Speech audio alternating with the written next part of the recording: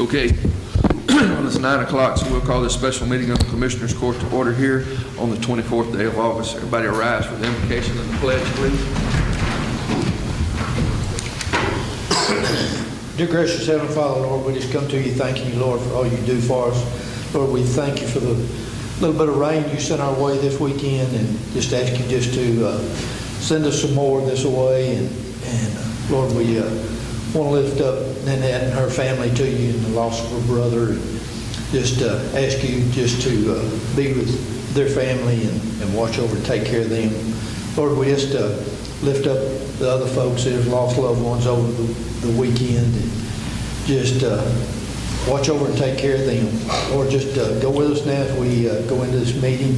Just give us the wisdom that we need to do what's best for Titus County and Mount Pleasant.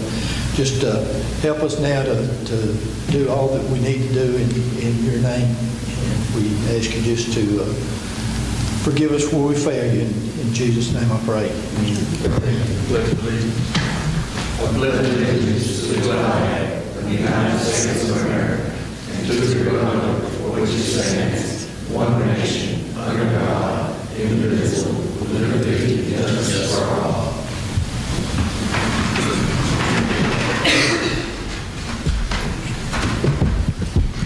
Number 1, public comments and requests for information on non-agenda items in accordance with Section 551.042, the Texas Open Meetings Act. I don't have anything here, so I'm assuming nobody's speaking today.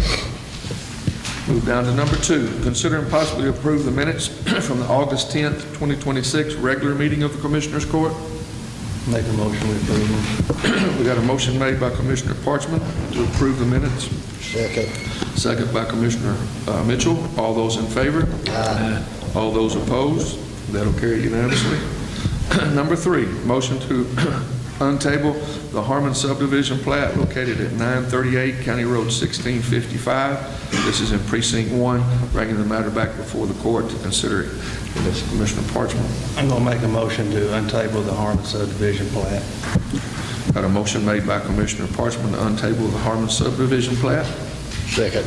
Second by Commissioner Mitchell. All those in favor? Aye. All those opposed? Carries unanimously. So number 4, consider and possibly approve the Harmon Subdivision Plat located at 938 County Road 1655, Precinct 1.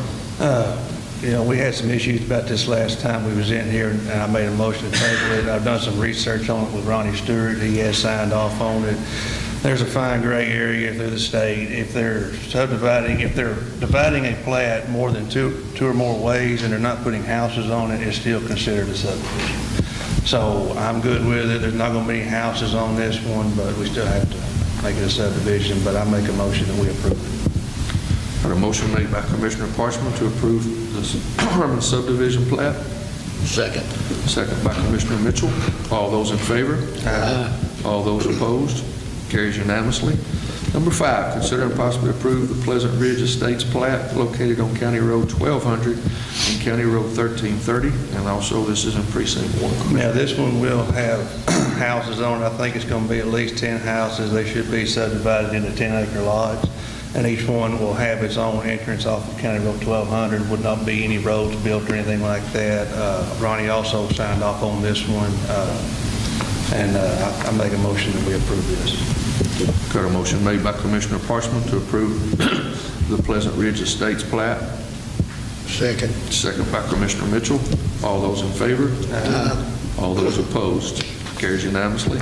Number 6, consider and possibly approve the replatting of Lot 20 in the Corey Moorhead, number 34 subdivision, located at 7826, Farmer Market Road 1402. This is going to be Commissioner Applewhite. This is the second phase. They put water down the backside of it, first approved all of it, and we're ready to start on the second phase. Make a motion to approve. Got a motion made by Commissioner Applewhite to approve the replat of Lot 20 in the Corey Moorhead subdivision located at 7826 Farmer Market Road 1402. Second. Second by Commissioner Parker. All those in favor? Aye. All those opposed? Carries unanimously. Number 7, consider and possibly take action on the termination of the lease between Titus County and the Northeast Texas Workforce Development Board, also known as Workforce Solutions Northeast Texas, for the county-owned office space at 312 North Riddle. That's the old tax building where we had that. Mount Pleasant Workforce is included in their lease termination agreement, setting the effective date of the termination, final rent, and settlement of accounts, returning to the premises, and authorizing the county judge to execute the agreement on behalf of the Titus County. This is the Workforce Solutions. They were in the old Riddle building, which is our tax building that we had been renting to them.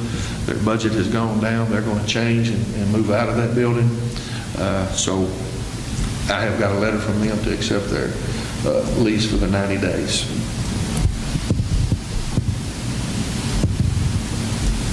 Make a motion, we approve it.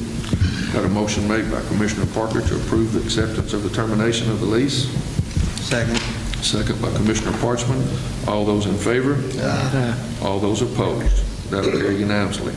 Number 8, consider and possibly approve initiating a notice of termination of lease on the property located at 119 West 1st Street here in Mount Pleasant, Texas. That's authorizing me to go ahead and give them a letter for across the street. We've got some new laws coming into effect with elections that we're going to need that office space.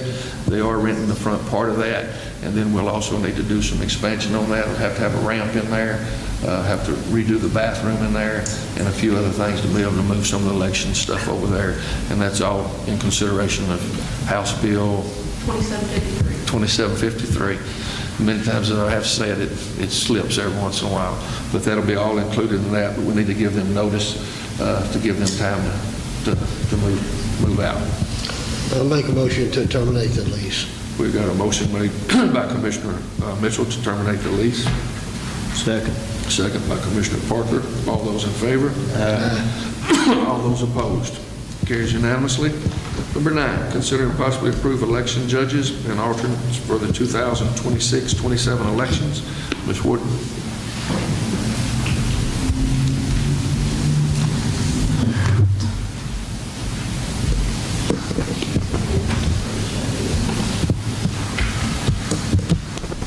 Thank you.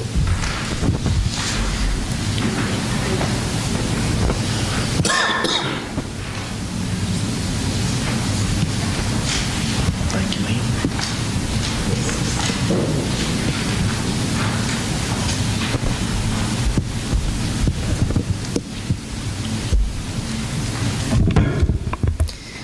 Do you want me to go through the list for each person? If you want to explain it, I don't mind going through it. I think we should. Okay. Judges have to be appointed by the 30th day of August, and that is for each of our elections. We have a judge, an alternate judge, and a clerk that work the elections for each polling location. And so each August, every 2 years, we're supposed to go through and get a list from the county chairs. They send us a list of who they would like to be the judges at those locations, and then they are approved by Commissioners Court, and that will give us our list that we can work with for the next 2 years. If a judge is sick, they can't show up, then I can call the alternate judge. If the alternate judge can't come, we can appoint from, I have a list I asked them to get me, even with clerks. We do have a few that we have clerks that are, they will all be trained the same. They all go through the exact same training. So anyone who isn't trained prior to us that are already on this list, they will still be trained before they work. So if at all, we have had circumstances where we were not able to train somebody, but the other ones that were there were trained. There was always someone who's been trained on those panels.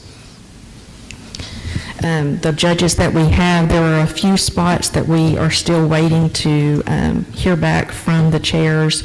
There's a missing judge for Cookville on the Democratic table, and I think that was the only one that, the Logos, we do not have a judge set up for that one, and there's some things I wanted to discuss about that one today. As of right now, Logos has not yet given us consent to use their building since they are now under new management.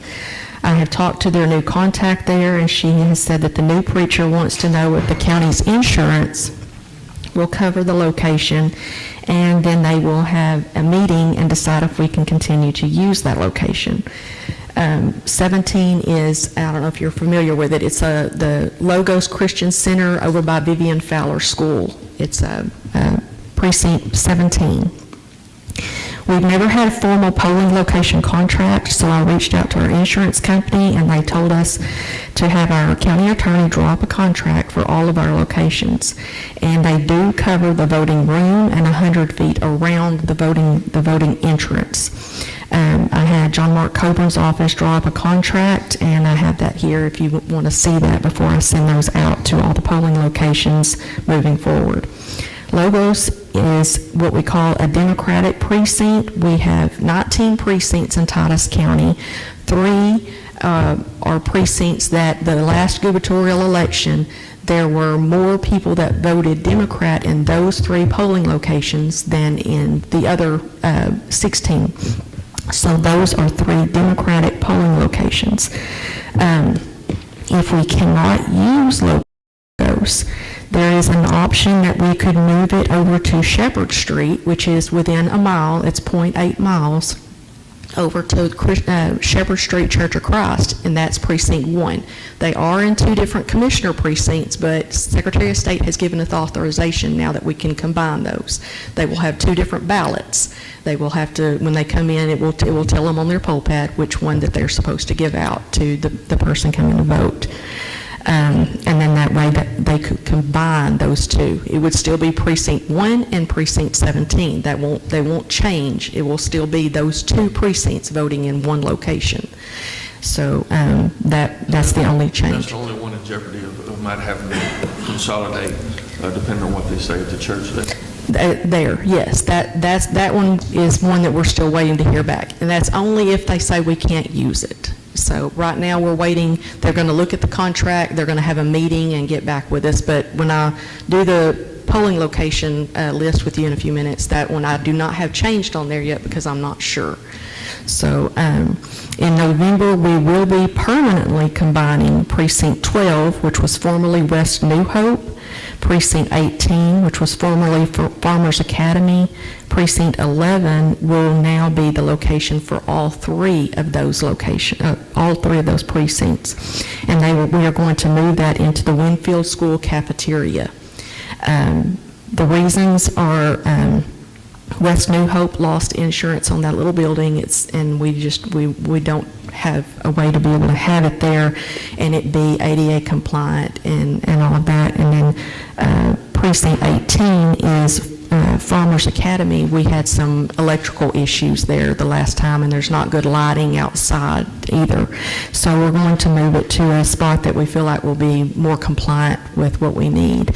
And those 3 locations combined, during the primary, there were 68 people that voted, and if you combine all 3 of those precincts, the average for the majority of our precincts is around 60 voters. So that will get them to where you're getting the most for your money is for poll workers being there and everything as well. One of them only had 12 people come. I mean, that makes it costs $600 a table for poll workers to sit there all day for to get our numbers where it's the most that we can get out of it.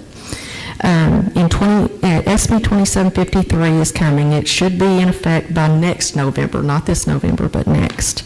It is making a lot of changes in how we're going to have to start doing things, and so there will be more changes possibly to precincts in the future.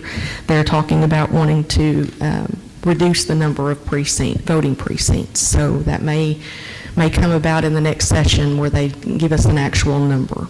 You talking about Austin? They won't. Austin.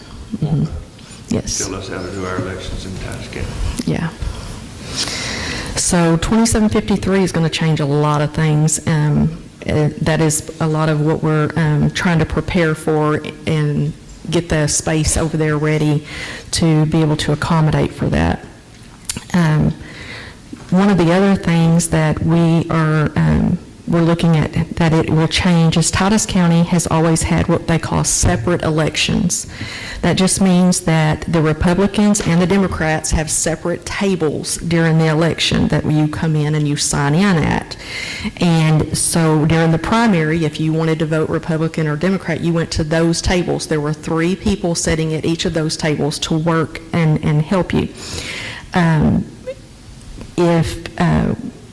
The way that works is at early voting, it's not as hard because we have enough poll pads, that we have one for each of those tables. On election day, it's different though. On election day, we only have 20 poll pads for the whole county. We have 19 precincts. If I put a poll pad out there, I'm having to put it at the ones that have the most votes. So half of our precincts will not have a poll pad. It takes Kelly and I those 3 days prior to election day to prepare for that, get all those list reports to the ones who don't have a poll pad. So those reports have to be generated after early voting is over, and that shows who has already voted so that somebody can't go vote twice.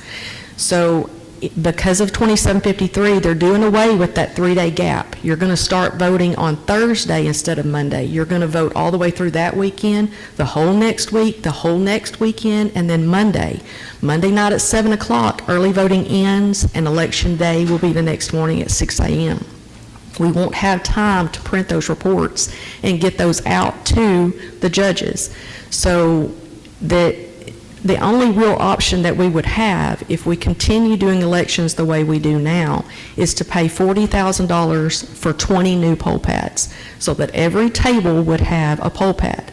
The problem with that is those poll pads will sit on a shelf and be used one time for 1 day out of each primary. So everybody knows poll pad's an iPad. The most you're going to get out of an iPad is 6 to 8 years. Those poll pads will be used 3 to 4 days before they're obsolete. That is up for $40,000. So that's a lot of money to spend to be able to just have 2 separate tables. If we wanted to go to joint elections, that will come down to, it would come down to 1 table, and there would be 1 judge, 1 alternate judge, and 1 to 2 clerks. That would cut the price of the elections basically in half, and they could use 1 poll pad and not have to pay the $40,000 for the extra poll pads. But that will come down to needing both county county chairs, the judge, the commissioner's court, myself, all to agree that that is what we want to do. So that is something that we're going to have to discuss before 2753 goes into effect, before the next primary. That is what we'll have to figure out. We've got both. We've got Mr. Nams and Brother Rockwell, and then Mrs. Turner. I go through about 4 names trying to get there, but I think it'd be relevant for all of us to sit down together and see what's best for us. Again, this is another mandate from the state that's going to be passed down to us, which is a non-funded mandate. As you can tell, $40,000 or $50,000 for an iPad for once a year, but we're not going to do it where it jeopardizes either party as far as that goes. But I think we need to sit down, get a meeting with Ms. Turner and y'all, and sit down and see what's best for all of Titus County, and then go from there. I know one time, Mr. Rockwell, we had a problem with Piney because of the being able to get in and out there, the handicap accessible, and we worked on that. And so I think we need to all sit down together and see what's best for us, if that suits y'all. Yes, no, maybe so. I have been talking with the Secretary of State lawyers about this. Because most counties are joint now, this isn't a question that they have very often, and this is all new, and so they don't have options for us. I mean, they're saying that, figure it out, basically. So, I mean, it's one of those things that we're just going to have to do and try to figure out the best thing that's going to be for Titus County. Other than that, I mean, that's the only thing that part affects. Ms. Michelle, on this. I noticed that some of these don't have an alternate for their precinct. So I'm assuming we're going to have an alternate? We're going to keep working on these lists. We have until the 30th of this month and to have all of 6 that. days. Right. We're still working on these lists. They've been working on it for about a month. I mean, trying to find people that don't work on a Tuesday or can get off on that Tuesday and work that whole day. It's trying to find people who want to do that, so. Worst case scenario, we don't have an alternate. What are we doing then, hoping everybody don't get sick? Well, this right here is for, like, this list is basically for the primary, as far as the whole list. So come November, for this election, for, say, Shepherd Street is Precinct 1, you're going to have one Democratic judge, one alternate Republican judge, one Democratic clerk.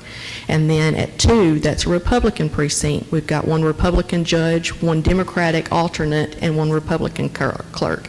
So we've got enough that we can, work on that one without problem, except for we've got that one precinct that we need to work on and logos.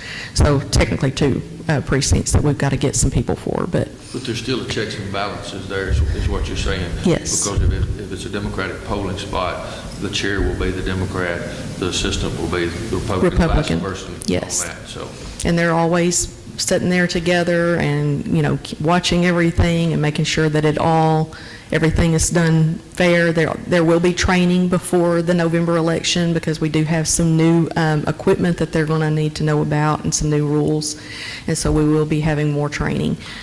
Most of these people that we have, well, I think all of them, as far as the judges go, they've worked elections for years now, and so they've had lots of training.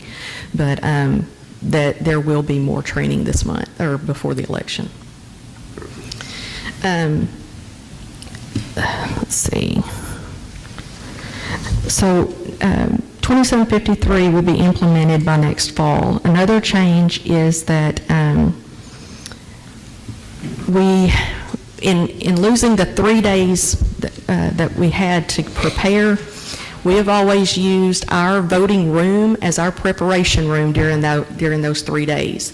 Now they're going to be voting up to Election Day, and we're going to lose our space. So we're going to have to remodel the storage room that is across the street from the elections office, and possibly have some more space now to be able to, be able to use that. And we're going to have to move all of our preparation, the big cabinet we have back there with all our supplies across the street, and that will move our early voting ballot board, our central count, and we will have room now for training on site where we've been having to use the Ag Extension building.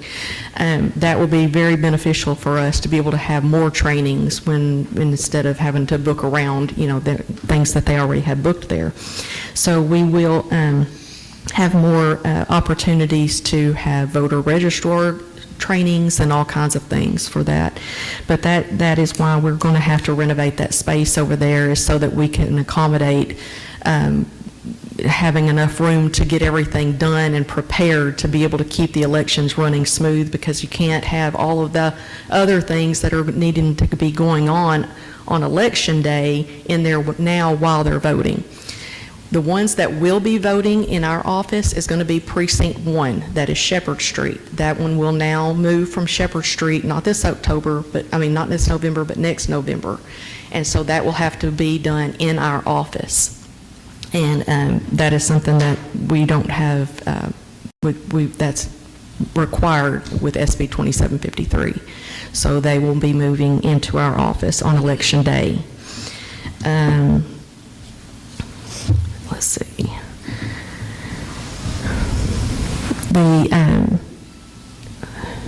Let's see. I know this is a lot of information to try to take in all at once. Trust me, we've been working on this for a while. I've got numbers that show, how many people vote at each of our locations, and it's an average of about around 60 people at each polling location. So if we do end up combining more locations in the future, we can have up to 500 voters per location. I'm sorry, let's see, is that right? 500. Yeah, I believe so. But, I mean, we have room to be able to combine a lot, so if we did need to downsize some in the future. Could you explain a little bit, and I know when we have this meeting with a joint meeting, we'll go over this a little more, but just for the people to know, they're telling us in Austin, we're going to move one of our polling places from a church over there that's easy access to our polling place over here that's not easy access, and there's nothing we can do about that, or is there? That is correct. The rules, and I've got the advisory for 2753 printed here that I can give it to you. It says that, I can read it off. Hang on just a second.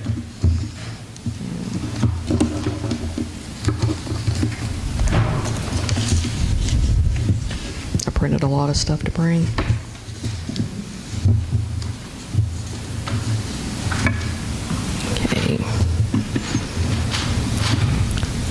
It says early voting must be conducted at the main location and branch location on each day of early voting period, including Saturday, Sunday, and Monday, or Saturday, Sundays, and holidays. Election, let's see.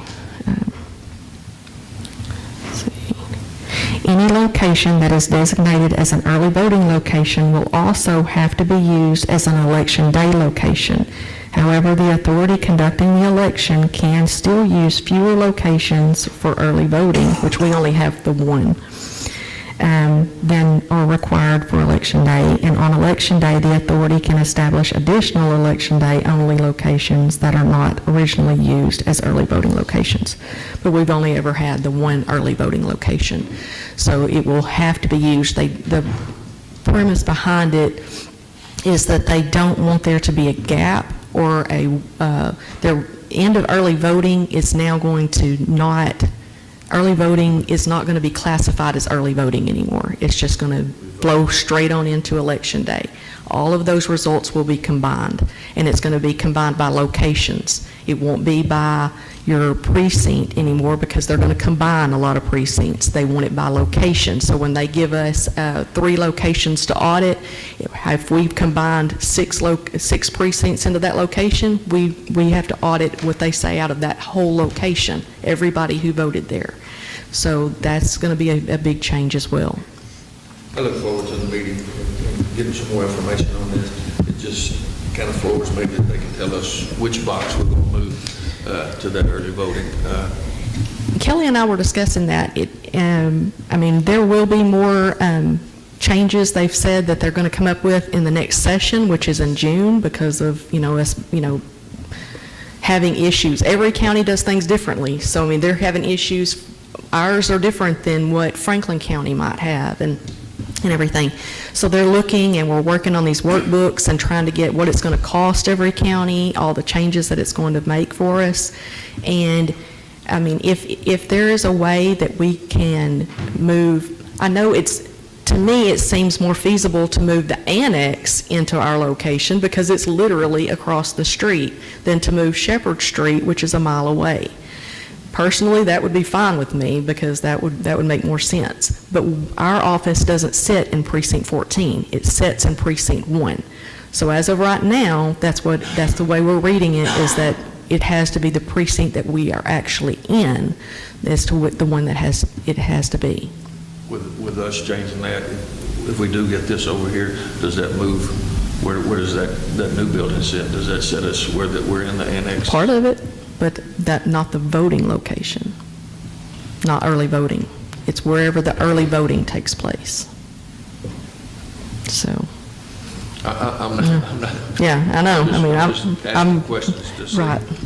Where we are, and we'll work through that. And I can find out about that because, they say, different building or different rooms in the building. I'm not sure. We can bring that up to the Secretary of State since it will be across the street and it's owned by the same thing. I think that we should look into that because Shepherd Street is one of our bigger boxes, and for us to move a bigger box to make them come to a different spot instead of the church there, which is very low voter turnout, Some of these others, it makes no sense to me for them to I tell agree. us that we're going to move a large group of voters away from where they normally vote for all these years. But I'm not going to say that it's not going to happen, but we're sure going to argue about it for a while.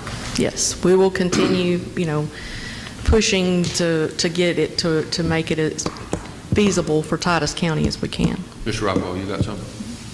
Well, listen, all that, what is it legal to move voters out of one commission's precinct to have to go into another commission's precinct to vote? That's exactly what we're, Yes, sir, they did make that ruling that it is legal now. That was in 2025. Okay, so you can move any commissioner's box into another commission's? Yes. Yes, sir. once again, things coming from Austin for us to do here in Titus County don't always make it seem right, but we will visit with that. We'll sit down and see what we can do. If moving it across the street, if that changes that, then that may be an option that we can do there. I just don't think it's fair with one of our bigger voting boxes to change that voting box to a different spot. That's just me, and we'll cross that bridge when we get to that bridge. Okay. All right. And then, So even with the alternates, without having the alternates, we need to approve these. And if you want to wait, I can finish getting the list to you by the 30th. I wanted you to have what we had at this Commissioners Court meeting, because it is supposed to be by the 30th of the month, and you wouldn't have another one until after that. So do you want us to vote on this one today, and then with the amendment coming before the 30th, or how do you want us to? yeah, go ahead and we'll continue working to get it completed. I make a motion, we approve it.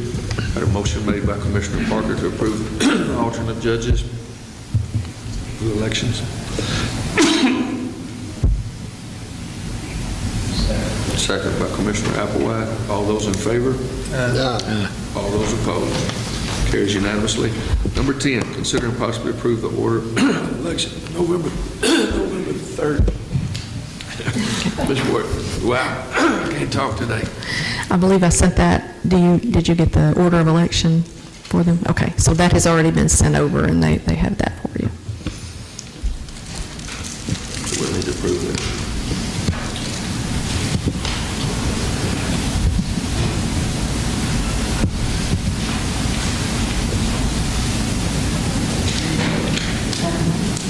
You got it, you want to read it out? Oh, I didn't bring a copy of it.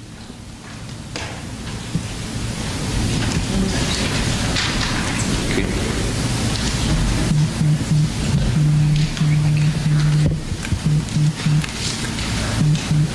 I have one, Michelle.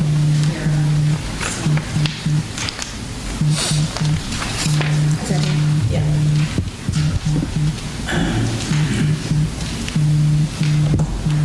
Okay, order of election for the November 3rd, 2026 Titus County election. The offices that will be on the ballot will be the County Judge, County Commissioner 2, County Commissioner 4, Justice of the Peace 1, Justice of the Peace 2, County Clerk, County Treasurer, District Clerk. Early voting will still be at our location at 110 South Madison. The early voting hours are going to be starting October 19th through the 23rd from 8 a.m. to 5 p.m. October 24th on that Saturday will be 7 a.m. to 7 p.m. October 25th, which is Sunday, will be 12 p.m. to 6 p.m. October 26th through the 30th will be 7 a.m. to 7 p.m. The branch polling locations for the precincts will be November the 3rd, and that will be will be November 3rd, and will be 7 a.m. to 7 p.m. The list of the precincts are down there. It will be combined, like I said, for the 11, 12, and 18 will be combined for this election to Winfield, and so that will be new to that one, and I will be putting all of that information out on our website and on the Facebook page, newspaper, radio, anything I can get it on. I'm going to put it out there so people know where their precincts are supposed to be this time.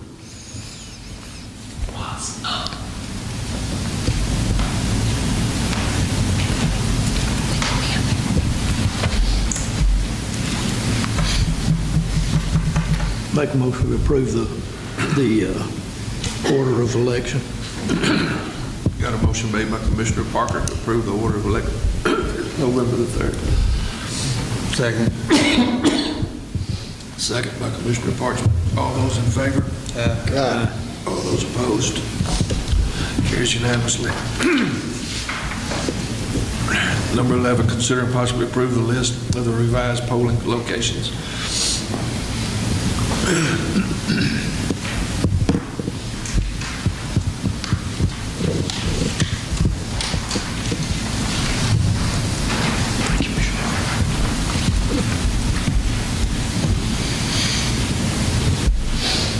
The only change that is on there will be to, like I said, those 3 precincts, and they will be at the new Winfield School cafeteria. Not new, but the new location. And those are all in Commissioner 2, Mr. Mitchell's precinct. And we will, as soon as we know something about logos, I will let you know.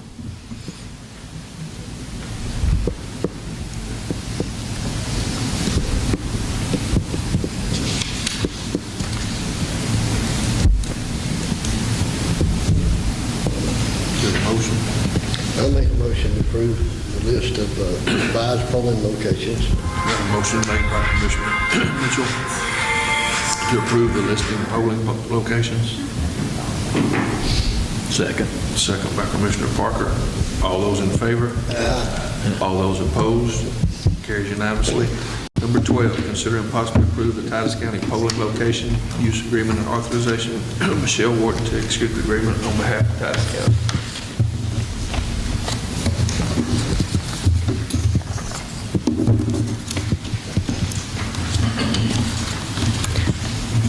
I did not make 6 copies of this one, but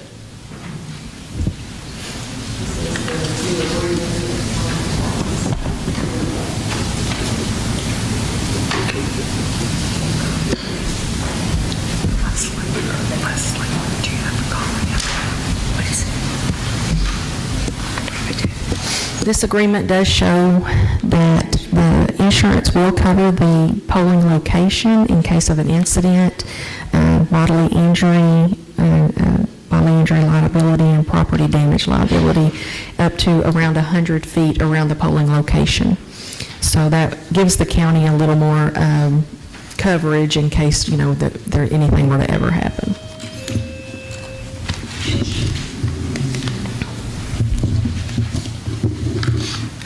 I'll make a motion to approve. Got a motion made by Commissioner Mitchell to approve the polling location agreement.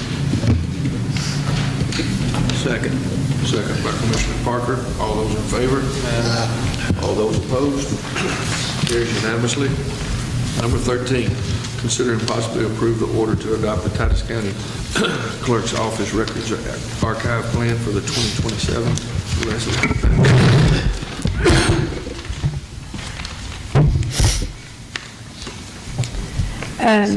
As we do every year, we do this archive plan, and we have continued to, this coming year, to do a digital archive on our probates. We are halfway through working on the probates that are currently in my office. After that, we'll move upstairs to the probates, and they're stored on the 3rd floor. And then we'll continue into the criminal and civil stuff that's up there. So that's basically what we're doing, and everything is basically the same as far as pricing and everything. Do y'all have any questions on it?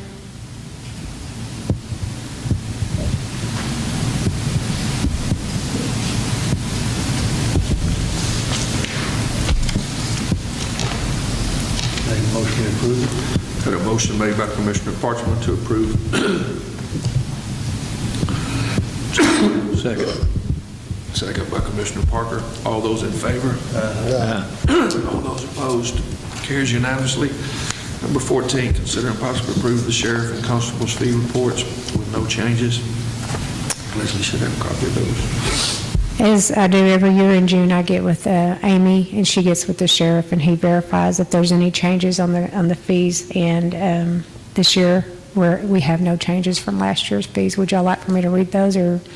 No changes. I think we're fine. Yeah, okay, thank you. Make a motion to approve it. Got a motion made by Commissioner Parker to approve those fees. Second by Commissioner Parchman. All those in favor? Aye. All those opposed? Carries unanimously. Number 15, approve the oral and written reports of the county officials. Make a motion to approve them. Got a motion made by Commissioner Parchman to approve the oral reports. Second. Second by Commissioner Mitchell. All those in favor? Aye. All those opposed? Carries unanimously. Number 16, consider and possibly accept the treasurer's report as a matter of record. Make a motion to accept the treasurer's report. Got a motion made by Commissioner Parchman to accept the report. Second. Second by Commissioner Mitchell. All those in favor? All those opposed? Carries unanimously. Number 17, approve the budget amendments. There are no budget amendments for this court. That makes that pretty easy. Move right on down to number 18, sign the pay orders and approve the payments. Make a motion to pay our bills. Got a motion made by Commissioner Parker to pay the bills. Second. Second by Commissioner Parchman. All those in favor? Aye. All those opposed? That'll carry unanimously as well. Closing comments. Jeff, you have anything? Just everybody stay hydrated and watch the heat. It's real deadly. That being said, I can't talk much today anyway, so I entertain a motion to adjourn. I'll make a motion to adjourn. Got a motion to adjourn by Commissioner Mitchell. Second. Second by Commissioner Parchman. All those in favor? All those opposed? Dismiss at 9:41. Thank y'all.